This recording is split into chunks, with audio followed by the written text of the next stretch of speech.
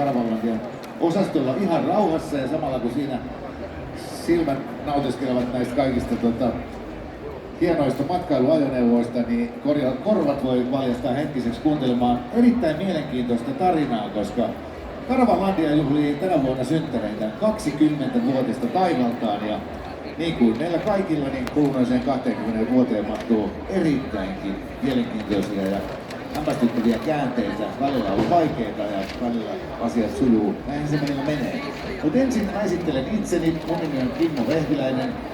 Mä oon, silloin kun en karavaana roi, niin mä oon radiossa aamuisin. Radio Novassa tehdään semmoista aamuohjelmaa Minna Kuukan kanssa. Minnahan on tällä hetkellä Tanssii tähtien kanssa kilpailussa mukana, niin kuin varmasti moni teistä on huomannut. Ja mä toivon, että kaikki huomenna äänestetään jälleen Minna jatkoon, kun Tanssii tähtiopettajansa Mikko Ahningas on huomannut Cha-Cha-Chan ja täytyy sanoa, että treenit sen tanssin osalta on ollut sen verran rankkoja tällä viikolla, että ei niin viimeis Minna näin, niin rouvan askelus oli hieman jäykäkköä ja rattoastereita kuluu. Mutta se siitä.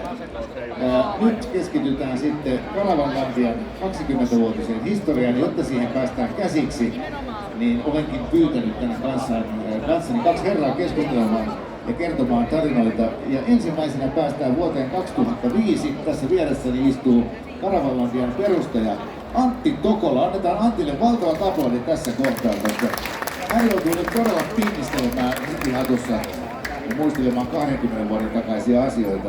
Ja sen mä tiedän, Antti, että sä työskentelit silloin poliisina.